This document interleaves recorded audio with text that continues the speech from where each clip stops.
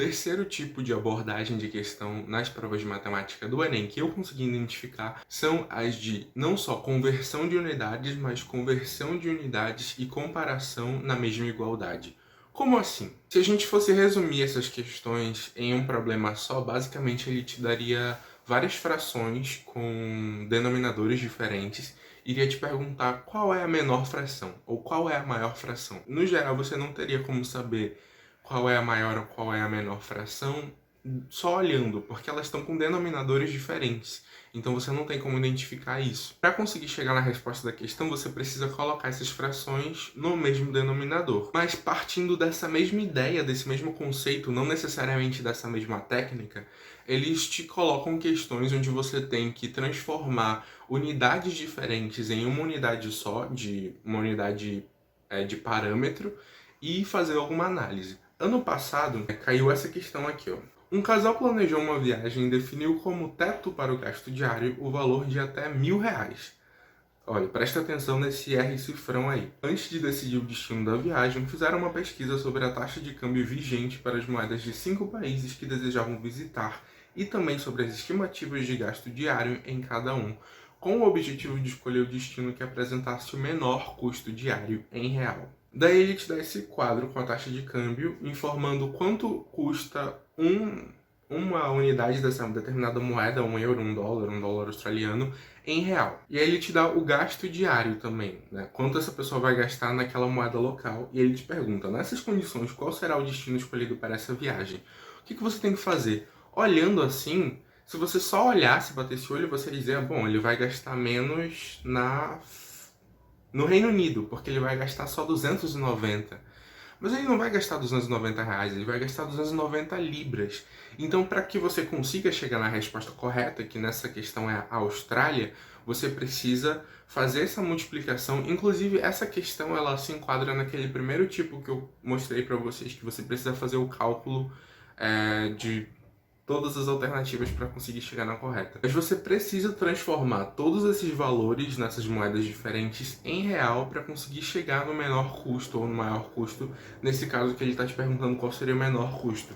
E a resposta correta é a letra A, Austrália. Isso vai acontecer muito. Essas questões geralmente são questões fáceis, porque você simplesmente precisa fazer uma comparação entre dados. Essa dificuldade, como ela não está no conteúdo, ela vai estar no tempo que você vai precisar gastar para resolver essa questão. Então é importante que você monte uma estratégia de prova onde você consiga entender que você precisa de tempo para resolver questões que são fáceis, mas que você precisa de um pouquinho mais de 3 minutos e de uma forma onde você consiga compensar esse uso maior do tempo, resolvendo questões diferentes de uma maneira mais rápida. Até o dia da prova, eu ainda vou lançar alguns vídeos falando sobre esses temas, como você pode resolver umas questões de uma maneira mais rápida e tudo mais, mas já vão metendo isso na cabeça de vocês, já vão treinando a prova de matemática para resolver de uma maneira mais rápida, porque vão ter questões que vocês, assim, é complicado vocês perderem essas questões, é complicado que vocês errem essas questões, porque elas são questões fáceis,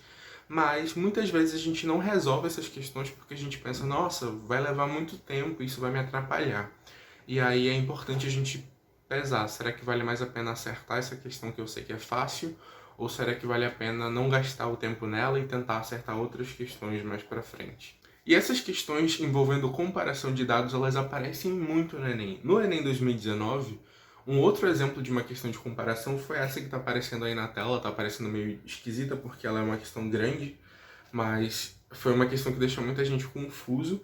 E ela basicamente é uma questão de comparação. Você precisa chegar, montar os dados de cada um dos dias e comparar esses dados no final. Um último tipo de abordagem de questão que eu quero mostrar para vocês não é necessariamente uma coisa fechada, mas é um conteúdo que está presente em questões de diversos assuntos e é muito importante vocês dominarem isso, que é a porcentagem.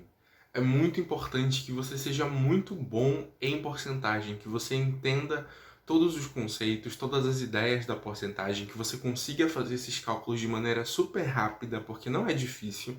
E é importante que vocês treinem isso muito bem, que tenham essa ideia muito bem formulada na cabeça de vocês, porque Se vocês olharem a prova do ano passado, principalmente, talvez metade ou até um pouquinho mais das questões você tinha alguma coisa envolvendo porcentagem, tanto em questões onde você precisava entender a ideia ali da divisão dos percentuais, quanto questões que você realmente precisaria utilizar o cálculo da porcentagem, mas ter esse conteúdo muito bem fixado na tua mente te ajuda muito a resolver as questões. Às vezes você pode até não saber o assunto principal daquela questão, mas pelo fato de você entender aqueles dados percentuais que ele está te dando, isso pode te ajudar a resolver a questão mesmo assim. Para finalizar e fazer uma revisão do que a gente viu no vídeo de hoje, eu falei para vocês que a prova de matemática do Enem traz tipos de questões, tipos de abordagem que se repetem todos os anos.